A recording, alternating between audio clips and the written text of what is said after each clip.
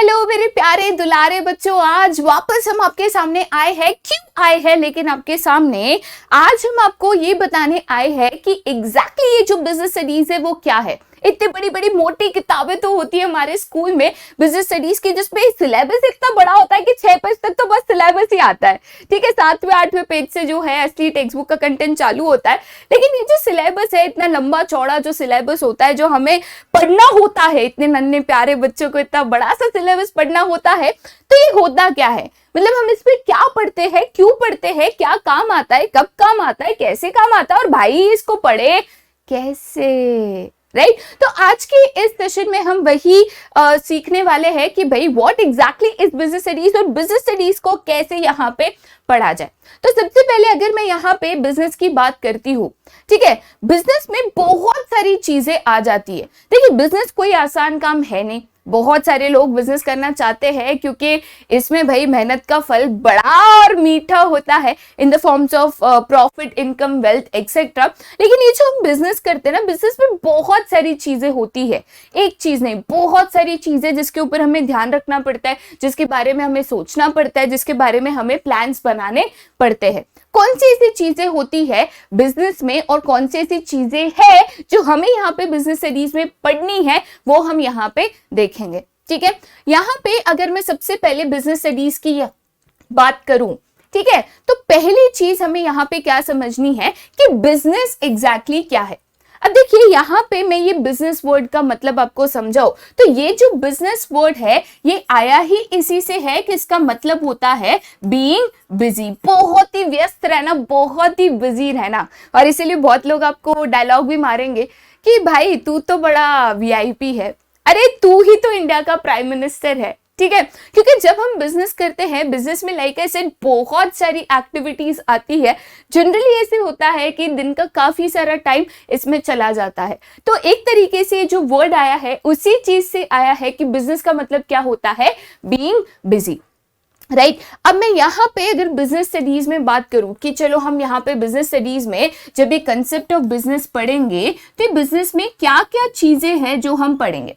ठीक है, तो सबसे पहले अगर हम यहाँ पे बात करें तो फर्स्ट थिंग हम पढ़ेंगे उसका कंसेप्ट और उसकी मीनिंग। ठीक है, कंसेप्ट, मीनिंग, अब डेफिनेशन ले लो कि बिजनेस क्या होता है, एक बिजनेसमैन की क्या कैरेक्टरिस्टिक्स होती है, बिजनेस हम जब करते हैं तो कौन सी चीजों का ध्यान रखना पड़ता है, कौन से इंपॉर्टेंट डिसीजन लेने पड़ते हैं, एक्सेट्रा। सेकेंड, हम यहाँ पे कुछ ऐसी चीजें पढ़ते हैं जिसको कहते हैं फॉर्म्स ऑफ बिजनेस। ये फॉर्म्स ऑफ बिजनेस बोले तो क्या कि मान के चलो मुझे यहाँ पे अगर कोई एक अपना बिजनेस स्टार्ट करना है, मुझे यहाँ पे कोई एक अपना जो है बिजनेस स्टार्ट करना है, तो बिजनेस करने के बहुत बहुत सारे तरीके होते हैं।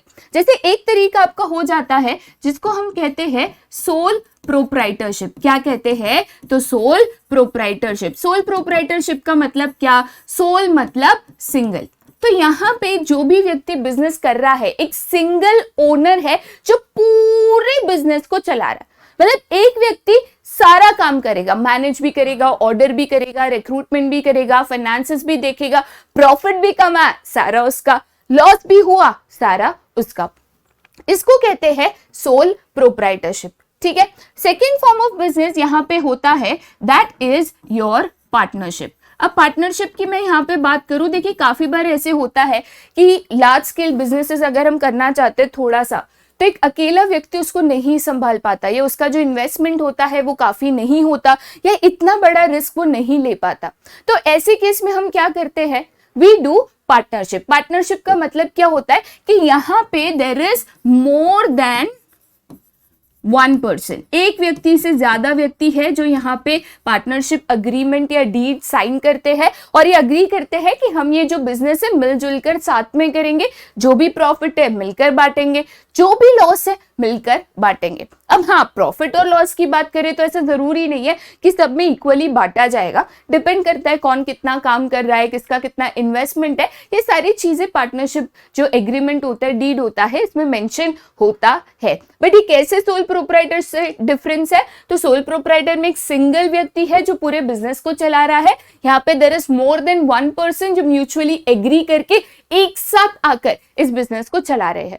ठीक है, अब इसमें जो है थर्ड फॉर्म होता है हिंदू अनडिवाइडेड फैमिली, या इसको HUF भी आप कह सकते हो। अब ये जो है बहुत ही यूनिक फॉर्म ऑफ बिजनेस है। क्यों यूनिक फॉर्म ऑफ बिजनेस है? क्योंकि ये सिर्फ इंडिया में पाया जाता है। इसको कहते हैं जॉइंट हिंदू फैमिली बिजनेस या तो हिंदू अनडिवाइडेड फैमिली बिजनेस। तो यहाँ पे क्या होता है, ये बिजनेस में सिर्फ और सिर्फ जो फैमिली मेंबर्स होते हैं, ठीक है, who are related by blood, सिर्फ और सिर्फ जो फैमिली मेंबर्स होते हैं, जनरेशन टू जनरेशन ये बिजनेस पास ऑन होता है। कोई भी बाहर का व्यक्ति इस बिजनेस में नहीं आ पाता। जो सबसे एल्डेस्ट मेंबर होता है, मतलब अभी 10 मेन है जो इस बिजनेस को चला रहे हैं, ठीक है, तो 10 में से मेन डिसीजन मेकर कौन होगा, कौन सारे मेजर डिसीजन लेगा, तो इसमें जो एल्डेस्ट मेंबर होता है, अभी जैसे ये फैमिली मेंबर्स 10 है, ठीक है, तो ये 10 में से जो भी एल्डेस्ट मेंबर होगा, सबसे एल्डेस्ट व्यक्ति होगा, वो यहाँ पे बन जाता है कर्ता। क्या कहते हैं उनको?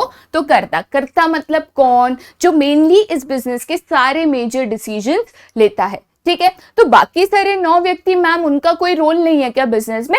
उनका भी रोल है। They are also the owners of the business, लेकिन इनको हम क्या कहते हैं, जो बाकी 9 व्यक्ति बच गए, इनको हम कहते हैं को पार्टनर्स। क्या कहते हैं इनको? तो को पार्टनर्स, ठीक है। तो बेसिकली जो मेजर डिसीजंस है वो करता लेता है, जो सारे इंपॉर्टेंट डिसीजंस है वो करता लेता है, बट इनका जो भी प्रॉफिट डिस्ट्रीब्यूशन है, जो भी एंसेस्ट्रल प्रॉपर्टी है, अभी परदादा वगैरह जो है उनकी प्रॉपर्टीज होगी, तो इसको यहाँ पे डिवाइड किया जाता है सबके बीच में, राइट। तो ये थर्ड फॉर्म ऑफ बिजनेस है। बट यहाँ पे चीज नहीं रुकती, इसके अलावा हम जो है जॉइंट स्टॉक कंपनी ओपन कर सकते हैं, ठीक है। जॉइंट स्टॉक कंपनी सबसे most complex form of business है। बहुत सारी लीगल फॉर्मेलिटीज इंक्लूडेड होती है, बहुत सारे व्यक्ति आते हैं, शेयर्स इश्यू होते हैं, बहुत लार्ज स्केल पे इसको अगर आप लेके जाना चाहते हो बिजनेस को, तो जॉइंट स्टॉक कंपनी है।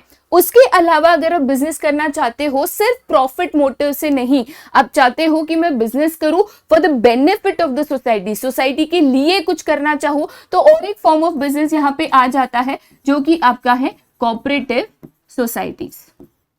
ये कोऑपरेटिव सोसाइटीज जो है ये मेनली फॉर्म होती है for the benefit of the society. जैसे फार्मर्स कोऑपरेटिव सोसाइटी है, तो इनका मेन काम है कि भाई फार्मर्स को अपने फसल के सही दाम मिले, ठीक है। मार्केटिंग कोऑपरेटिव सोसाइटी है, तो लोग अपने प्रोडक्ट को आसानी से बेच सके, जो बड़ी बड़ी कंपनीज है उनके सामने वो टिक सके। तो ये जो cooperative societies form of business है, ये मेनली प्रॉफिट मोटिव से कभी भी स्टार्ट नहीं होता।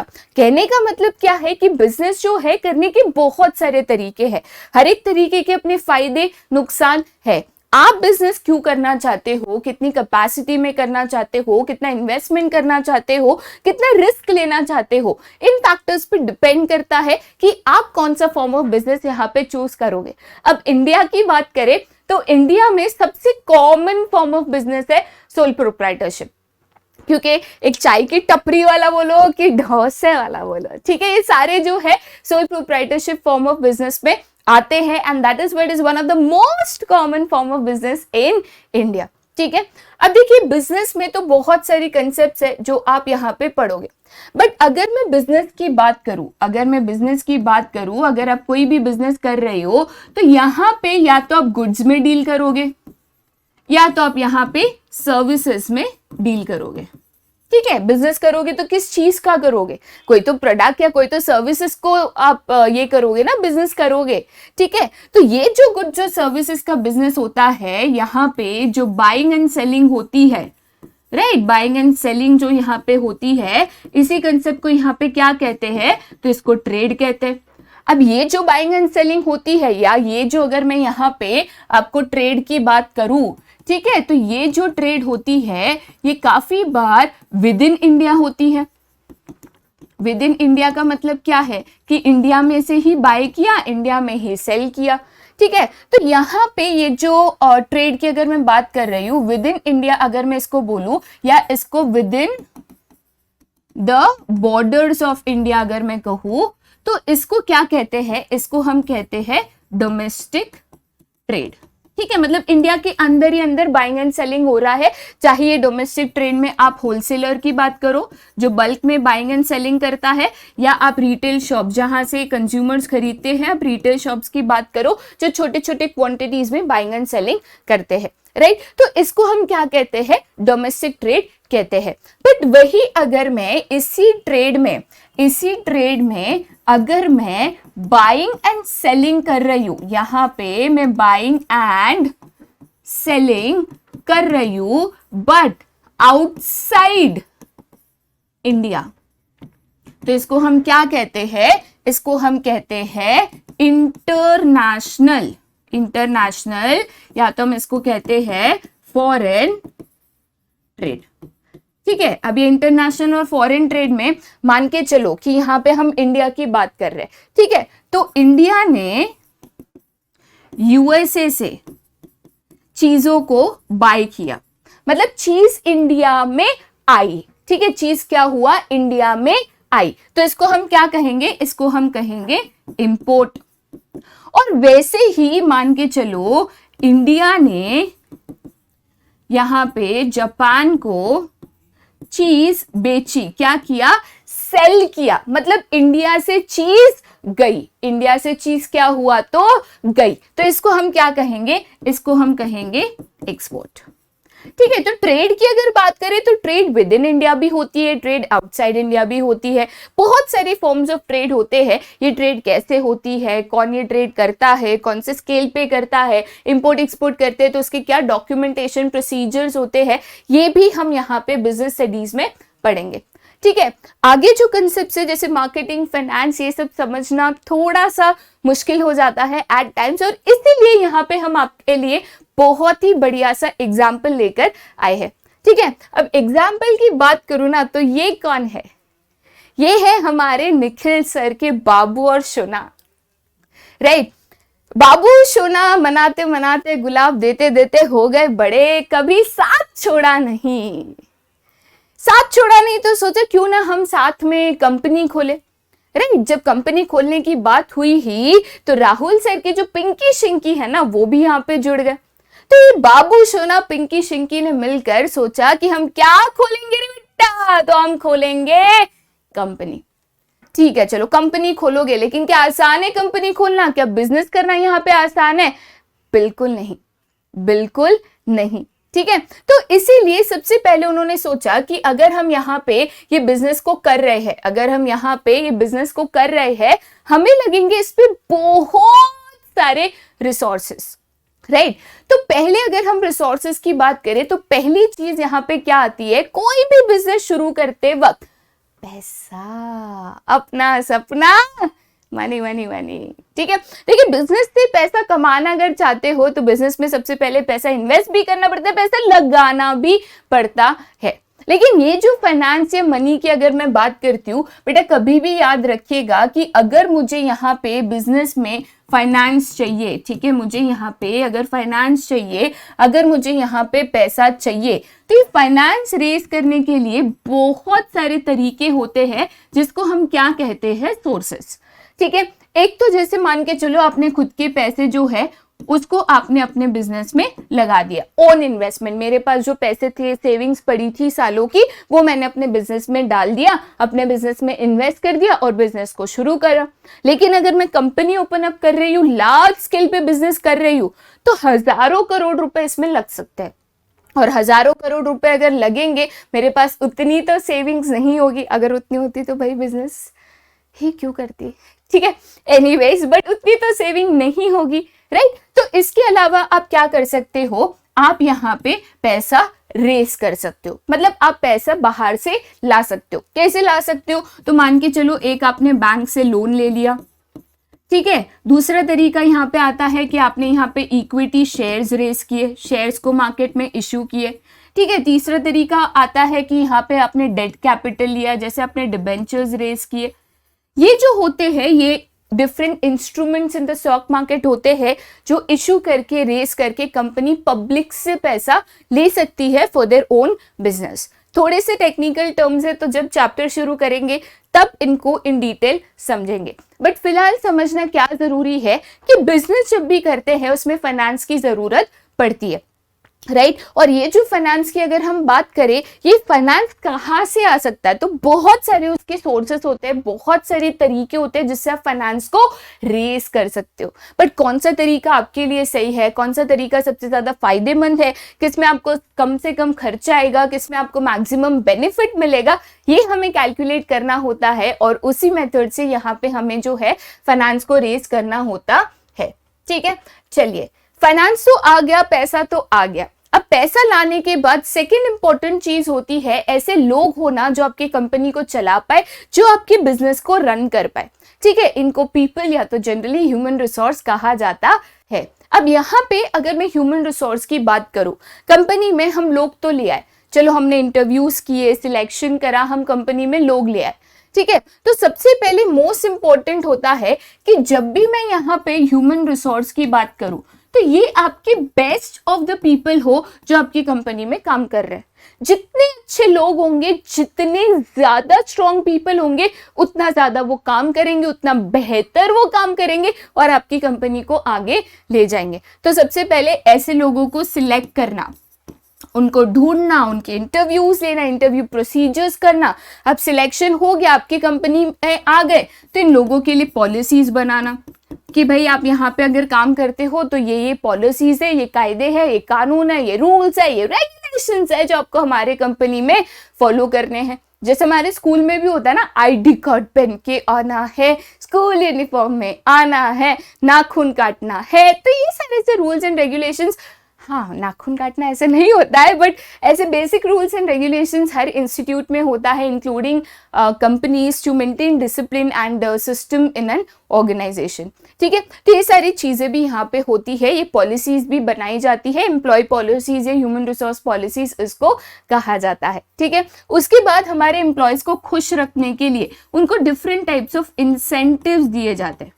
ठीक है, इंसेंटिव्स का मतलब क्या होता है, तो यहाँ पे अभी एम्प्लॉय है, बहुत मेहनत कर रहा है, तो मेहनत का फल मिलना चाहिए, तो कभी उनको बोनस दे दिया, ठीक है, कभी रिवॉर्ड दे दिया। तो ऐसे इंसेंटिव प्लान्स होते हैं to keep your employee satisfied, उनको खुश रखने के लिए, सेटिस्फाइड रखने के लिए कि वो लंबे समय तक आपके लिए यहाँ पे काम करे। ठीक है, तो ये सारी चीजें जो है ह्यूमन रिसोर्स रिलेटेड होती है कि एम्प्लॉयज को कैसे खुश रखना है, उनको करियर डेवलपमेंट कैसे देना है, उनको रिटेन कैसे करना है, राइट एम्प्लॉय को सिलेक्ट कैसे करना है, क्योंकि employee is one of the most important resource of any organisation है। ठीक है, चलिए आगे जाते हैं नेक्स्ट पे, जो कि है आपका यहाँ पे गुड्स एंड सर्विसेज। ये मैं आपको ऑलरेडी बता चुकी हूँ कि जब भी हम बिजनेस करते हैं या तो गुड्स में करेंगे या तो सर्विस में करेंगे। अब गुड्स की बात करें तो जैसे mobile phone, laptop, pen, pencil, bag, book, eraser etcetera. अगर सर्विसेज की बात करें जैसे teaching, CA, lawyers, salon, spa, delivery services, ये सारी जो है सर्विस सेक्टर ऑफ बिजनेस में आता है। इवन एयरलाइंस जो है, टेलीकम्युनिकेशन जो है, पोस्टल सर्विसेज जो है, ये सारा सर्विस सेक्टर है जिसमें लोग सर्विसेज प्रोवाइड करके यहाँ पे बिजनेस को कर रहे हैं। ठीक है, चलिए आगे जाते हैं। नेक्स्ट चीज जो यहाँ पे है that is sales and promotion. अब देखिए यहाँ पे सेल्स एंड प्रमोशन, या तो मैं अगर यहाँ पे मार्केटिंग की बात करूं, ठीक है, तो मार्केटिंग की एक बहुत ही फेमस कहावत है, जो दिखता है वही बिकता है। अब मार्केट में ना कोई भी प्रोडक्ट आप ले लो, ठीक है, जैसे मैं यहाँ पे अगर एक एग्जांपल लेती हूँ सोप, या तो आप ले सकते हो एग्जांपल एज अ टूथपेस्ट। ठीक है, तो कोई भी आप प्रोडक्ट ले लो मार्केट में, भाई साहब तगड़ा कंपटीशन है। ठीक है, अभी टूथपेस्ट की बात करो, रोज सुबह उठ के हम ब्रश करते हैं, हाँ, लेकिन टूथपेस्ट जब मार्केट में खरीदने जाते हैं, जैसे अब डीमार्ट चले गए या कोई भी स्टोर में आप चले गए टूथपेस्ट खरीदने, तो ये ढेर लगा रहता है वैरायटी का, है। कोई कहेगा मेरे टूथपेस्ट में नमक है, तो कोई कहेगा मेरे टूथपेस्ट में तो नींबू, नमक, मिर्ची, अदरक, लौंग, इलायची सब कुछ है। तो कोई कहेगा मेरा टूथपेस्ट से ब्रश करोगे ना तो पूरी नींद उड़ जाएगी, एकदम नाचने लगोगे, हैं। सब अलग अलग कहते हैं। हाँ, बहुत फेमस वाला तो मैं भूल गई, हमारा टूथपेस्ट क्या करता है, तो जर्म्स के साथ डिशुम डिशुम डिशुम। ठीक है, तो देखिए टूथपेस्ट की अगर बात करें, इतने वैरायटीज आते हैं और सबके ना अपने अलग अलग ऐसे टैगलाइंस और मार्केटिंग का तरीका है कि मेरे टूथपेस्ट में ये है, मेरा लो, मेरे टूथपेस्ट में ये है, मेरा लो। बट ये जरूरी है क्योंकि जब भी हम कंपटीशन की बात करते हैं, जब भी हमें पता होता है कि ये प्रोडक्ट हम अकेले नहीं सेल कर रहे या ये सर्विसेज हम अकेले प्रोवाइड नहीं कर रहे, तो कस्टमर्स को कन्विंस करना है कि भाई मेरा प्रोडक्ट अच्छा है, मेरी प्रोडक्ट अच्छी है, मेरी सर्विस अच्छी है, मेरी सर्विस ले लो। इसके लिए मार्केटिंग और प्रमोशन जरूरी है। तब जाके जो है आपके सेल्स होंगे, तब जाके आप अपने प्रोडक्ट को सेल ऑफ कर पाओगे, अपने सर्विसेज को प्रोवाइड कर पाओगे, ज्यादा कस्टमर्स ला पाओगे तो ज्यादा पैसे कमा पाओगे। ठीक है, चलिए आगे जाते हैं नेक्स्ट चीज पे, जो कि यहाँ पे है आपका फाइनेंशियल डिसीजंस। अब फाइनेंशियल डिसीजंस की बात करें तो देखिए, मैंने तो आपको बता दिया कि अगर हमें बिजनेस करना है, ठीक है, तो ये बिजनेस में हमें क्या लगता है, फाइनेंस लगता है, या तो हमें पैसा लगता है, मनी लगता है, जिसकी बहुत सारे सोर्सेस है जहां से आप पैसा ले आते हो। ठीक है, फिर हम क्या करते हैं, तो इसी फाइनेंस को हम जो है हमारे बिजनेस में इन्वेस्ट या तो यूज करते हैं। ठीक है, अब मैंने मेरे बिजनेस में पैसा लगाया, राइट, मैंने मेरे बिजनेस में इन्वेस्टमेंट किया, लेकिन कहाँ पे इन्वेस्ट करना है, क्या खरीदना है, कहाँ कितना पैसा डालना है, कहाँ कितना खर्चा करना है। अब मुझे अगर यहाँ पे बिजनेस को चलाना है तो बिजनेस में मेनली दो टाइप के खर्चे होते हैं। कौन से दो टाइप के होते हैं मैम? तो एक तो होते हैं आपके फिक्स एक्सपेंसेस, जैसे मैंने लैंड खरीदा, बिल्डिंग खरीदा, एसी खरीदा, फर्नीचर फिक्सचर्स खरीदे, फिक्स एक्सपेंस है। ये बार बार लगातार नहीं होते, एक बार आपने करा तो सालों साल तक ये चलते रहता है। ठीक है, दूसरा होता है आपके यहाँ पे वेरिएबल एक्सपेंसेस, जो रेगुलर बेसिस पे आपको इनकर करना है। और कितना होता है वेरिएबल एक्सपेंस, डिपेंड करता है कि कितना आप उन चीजों को यूज कर रहे हो। जैसे इलेक्ट्रिसिटी, अब हर महीने आपको सेम बिल तो नहीं आता, कभी कम कभी ज्यादा, किसके ऊपर डिपेंड करता है, तो कितनी इलेक्ट्रिसिटी को यूज किया है। तो वैसे यहाँ पे इलेक्ट्रिसिटी है, एम्प्लॉय वेजेस है, बहुत सारे वेरिएबल एक्सपेंसेस होते हैं। तो कहाँ कितना पैसा लगाना है, कहाँ से रेज करना है, कहाँ पे इन्वेस्टमेंट करना है, कितना इक्विटी, कितना डेट, ऐसे बहुत सारे फाइनेंस रिलेटेड डिसीजंस हमें लेने पड़ते हैं। कैसे लेंगे डिसीजंस, क्या सही है क्या गलत है, कैसे पता चलेगा, तो यही आपको यहाँ पे पढ़ना है आपके बिजनेस स्टडीज में।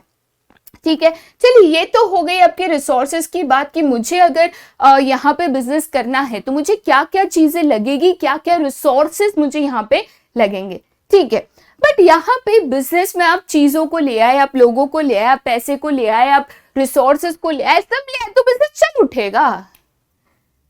एग्जैक्टली नहीं।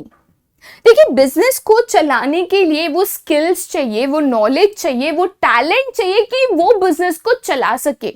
प्लान्स बनाने पड़ते हैं, स्ट्रेटेजीज बनानी पड़ती है, और बना के कुछ नहीं होता, उनको इम्प्लीमेंट करना पड़ता है। प्लान बना के बैठ गए हैं, क्या होगा उससे? तो प्लान बनाया, वो प्लान सही तरीके से इम्प्लीमेंट होना है ना। और इसीलिए मैनेजमेंट जो है वो one of the most important part of business होता है, और इसीलिए उसको भी हम यहाँ पे बिजनेस स्टडीज में जरूर पढ़ेंगे। तो पहली चीज मैनेजमेंट की अगर कहूँ तो मैनेजमेंट का one of the most important काम होता है प्रॉब्लम्स को सॉल्व करना। अब देखिए, प्रॉब्लम और दिक्कतें किसकी जिंदगी में नहीं होती, तो हर एक बिजनेस में भी होता है। तो ये जो प्रॉब्लम्स होती है बार बार लगातार आते जाती है, तो प्रॉब्लम्स को लेकर तो नहीं बैठ सकते, तो उसको सॉल्व करना है। तो ये मैनेजर्स का काम होता है कि काम करते वक्त या कोई भी प्रोसेस करते वक्त, कोई भी प्लान्स को इंप्लीमेंट करते वक्त अगर कोई भी दिक्कत आती है, प्रॉब्लम आती है, तो उसको सही तरीके से सॉल्व करना। ठीक है, दूसरी चीज अगर मैं यहाँ पे कहूँ एज अ मैनेजमेंट, तो दूसरी चीज आती है आपके कॉस्ट को मिनिमाइज करना। इसका एक टेक्निकल टर्म भी है जिसको हम क्या कहते हैं, तो इसको हम कहते हैं एफिशिएंसी। ठीक है, मैं एफिशिएंसी की बात करूं, ठीक है, तो एफिशिएंसी का मतलब यहाँ पे क्या होता है, optimum use of resources. Optimum use of resources मतलब क्या, कि रिसोर्सेज को मैक्सिमम यूज करना, बिल्कुल भी वेस्टेज ना करना। क्यों ऐसा? सो दैट आप आपके जो कॉस्ट है उसको क्या कर सको, मिनिमम कर सको। आप आपकी कॉस्ट को क्या करो, तो मिनिमम कर सको। ठीक है, आपकी कॉस्ट को मिनिमम कर सको। अब इसको समझाने के लिए एक बहुत छोटा सा एग्जांपल देती हूँ। अभी तक आई थिंक आप सबको समझ ही गया होगा कि मैं बहुत ज्यादा फूडी हूँ, राइट। तो यहाँ पे हम जो एग्जाम्पल ले रहे हैं, माफ करिएगा अगर आपको वापस भूख लग जाए, क्योंकि हम वापस फूड का एग्जाम्पल ले रहे हैं। तो कौन सा एग्जाम्पल ले रहे हैं, तो मान के चलो आज कुछ त्योहार है, और मम्मी ने सुबह गर्मा गर्म गुलाब जामुन बनाए हैं। ऐसे नरम गुलाब जामुन चाशनी में डूबे हुए, अरे कोई कैसे तो इसको रेजिस्ट करेगा।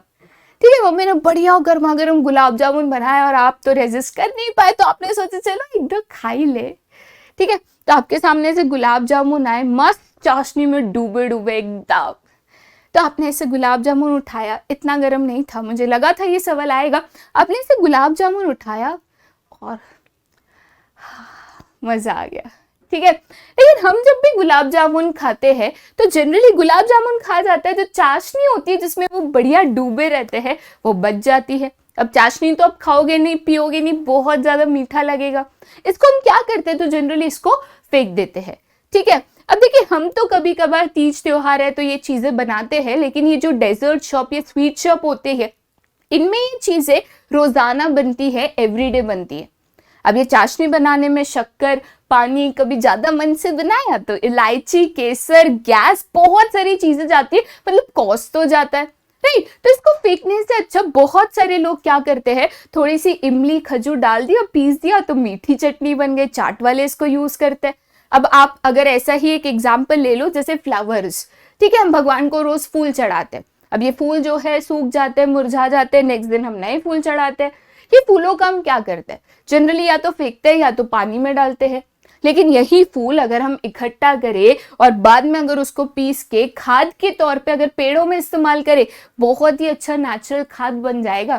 तो बहुत ऐसी चीजें होती है जिसको आप मैक्सिमम यूटिलाइज कर सकते हो, जिससे आपका कॉस्ट मिनिमम होगा और आपका जो आउटपुट है ना, यूजेज है, वो मैक्सिमम होगा। तो यहाँ पे मैनेजमेंट आपको यही सिखाता है कि आपको कॉस्ट को मिनिमम रखना है, मैक्सिमम एफिशिएंसी यहाँ पे रखनी है, राइट।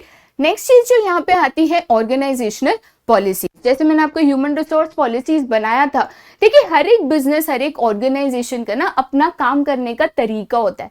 जैसे डिफरेंट डिफरेंट स्कूल्स होती है, तो हर स्कूल के जो नियम होते हैं, जो कायदे होते हैं, अलग होते हैं। तो एज अ मैनेजर ये जो पॉलिसीज है इनको बनाना, और बना के कुछ नहीं होता है, मैंने कायदे बनाए छोड़ दिए, तो कायदे तो बनते हैं तोड़ने के लिए, ठीक है। लेकिन यहाँ पे कायदे तोड़े नहीं जाने चाहिए। आप रूल्स रेगुलेशंस बनाते हो, कोई कारण से बनाते हो, तो उसको फॉलो करवाना, ये भी यहाँ पे मैनेजमेंट का रोल होता है, राइट। उसके बाद जो नेक्स्ट इंपॉर्टेंट चीज आती है, आपके जो plans and strategies and policies बनी है इनको एग्जीक्यूट करना। देखिए जब भी मैं यहाँ पे बिजनेस की बात करूं, मुझे कोई भी अगर काम करना है, ठीक है, तो हमेशा सबसे जो है शुरुआत होती है आपकी प्लानिंग की, राइट। कि यहाँ पे मैं प्लान्स बनाती हूँ, क्या करना है, कब करना है, कैसे करना है, क्यों करना है, एंड सो ऑन। अब प्लान करने के बाद जो दूसरी चीज आती है that is your organising. Organising का मतलब क्या, तो मैंने प्लान बनाया, मान के चलो हम एक बिल्डर है, ठीक है, तो मैंने एक बढ़िया सा नक्शा बनाया कि यहाँ पे ना ऐसी लंबी बिल्डिंग खड़ी करेंगे, ठीक है। तो बिल्डिंग खड़ी करनी है, चलो प्लान हो गया, कहाँ पे क्या कैसे होगा सारा मैंने आर्किटेक्ट से करवा लिया।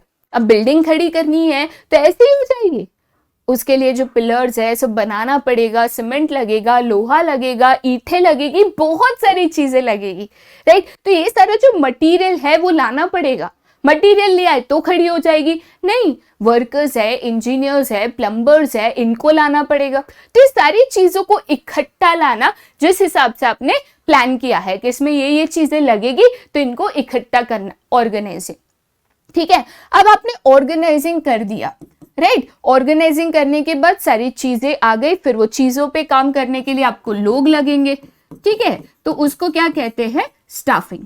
क्या क्या लोग लगेंगे, कितने लोग लगेंगे, कौन क्या काम करेगा, किधर कहाँ पे क्या स्किल सेट लगेगा, किधर इंजीनियर लगेगा, किधर प्लम्बर लगेगा, किधर वर्कर लगेगा, एंड सो ऑन। तो स्टाफिंग करना, ऐसे लोगों को इकट्ठा करना। अब लोग आ गए तो वो क्या काम करेंगे, कब करेंगे, ये उनको बताना पड़ता है। तो इसको कहते हैं डायरेक्टिंग, मतलब रास्ता दिखाना कि देखो आप ये काम करोगे, आप ये काम करोगे, और ये काम इतने समय में होना चाहिए। कहीं अटक गए कि यहाँ पे क्या करना है, समझ में नहीं आ रहा है, तो वो उनको बताना, इसको क्या कहते हैं, डायरेक्टिंग, राइट। और उसके बाद जो लास्ट चीज आपकी आती है उसको कहते हैं कंट्रोलिंग। कंट्रोलिंग का मतलब क्या होता है यहाँ पे, तो देखिए कंट्रोलिंग का मतलब होता है कि यहाँ पे मैंने प्लान बनाया, मैंने उनको बता दिया कि देखिए ये हमारा प्लान है, ठीक है, आपको इस हिसाब से जो है सारा काम यहाँ पे करना है। बट काफी बार ऐसे होता है कि जैसे सोचा है ना वैसे काम होता नहीं, कभी कभी नहीं सोचा वैसी चीज हो जाती है, ऐसी घटना घट जाती है, रॉ मटेरियल शॉर्टेज पड़ जाता है, कोई वर्कर्स बीमार पड़ जाते हैं।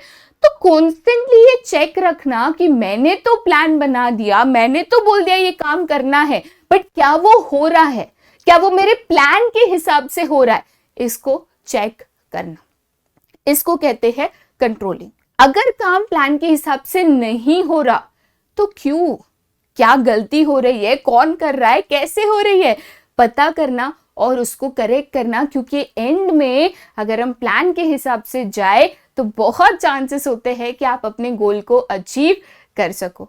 ठीक है, तो ये यहाँ पे सोचना, ये यहाँ पे देखना। अब इसको अगर मैं एकदम शॉर्ट में बोलूं तो इसको बोलते हैं POSDC। क्या बोलते हैं इसको मेरे साथ, कर रिपीट, POSDC। ठीक है, और ये कलेक्टिवली क्या बन जाते हैं, तो ये यहाँ पे कलेक्टिवली बन जाते हैं आपके फंक्शंस ऑफ मैनेजमेंट, जो अगेन आप बिजनेस स्टडीज में यहाँ पे पढ़ते हो। ठीक है, तो ये हो गए आपके फंक्शंस ऑफ मैनेजमेंट। अब नेक्स्ट जो है वो बहुत इंपॉर्टेंट चीज एक मैनेजरियल रोल पे होती है, डिसीजंस लेना। देखिए अगर डिसीजंस की बात करूं ना तो ये डिसीजंस में दो इंपॉर्टेंट चीज होती है, एक always taking the right decision. अब आप बोलोगे मैम ऐसे तो नहीं होता, कभी कभी हम गलत डिसीजन भी ले लेते हैं। हाँ ये पॉसिबल है, ठीक है, काफी बार हम गलत डिसीजंस ले लेते हैं, बट कोशिश करना अपने नॉलेज, अपने स्किल सेट से। इसीलिए जो मैनेजरियल पोजीशंस पे होते हैं बहुत सारे एक्सपीरियंस, नॉलेज, स्किल्स लेकर आते हैं कि उनमें वो कैपेसिटी हो कि वो डिसीजंस प्रॉपरली सोच समझ के ले और ज्यादातर सही डिसीजंस ले। ठीक है, तो राइट डिसीजंस लेना, बट सोचने में बहुत ज्यादा अगर आपने टाइम डाल दिया तो भी नहीं चलेगा, क्योंकि राइट डिसीजन के साथ taking the decisions at the right time उतना ही इंपॉर्टेंट है। काफी बार प्रॉब्लम अचानक से आएगी और इमरजेंसी होगी, तुरंत डिसीजन लेना होगा, तो उसमें आप डिले नहीं कर सकते क्योंकि बिजनेस के लिए लॉस हो सकता है। तो राइट डिसीजन राइट टाइम पे लेना, कैसे लोगे, कब लोगे, उसके ऊपर case studies, knowledge, experience, skills, ये सारी चीजें यहाँ पे होती है। राइट, तो बिजनेस स्टडीज की ऑल इन ऑल बात करें तो यहाँ पे जितना बिजनेस इंपॉर्टेंट है आप देख पा रहे होंगे कि उतना ही यहाँ पे जो है मैनेजमेंट इंपॉर्टेंट है। राइट, अब मैं आपको पूछती हूँ कि आप में से कितने ऐसे बच्चे हैं जो कि बिजनेस करना चाहते हैं या फिर MBA करके मैनेजमेंट में जाना चाहते हैं। देखते हैं कौन कौन सी पार्टी में है। इसके अलावा कुछ और भी करना चाहते हो तो भी कमेंट सेक्शन में जरूर बताइएगा। और उसके साथ ही साथ बता दूं मैं आपको, आपके जो विश्वास बैच के 12th के लेक्चर्स है, वन शॉट वीडियोस है, ये शुरू हो चुके हैं। इकोनॉमिक्स का वीडियो जो है चैनल पे अपलोड हो चुका है, अगर आपने नहीं देखा तो उसको जरूर देखिएगा, क्योंकि ऐसे हर सब्जेक्ट के बहुत सारे वीडियोस के साथ हम जरूर आएंगे। Till then bye bye.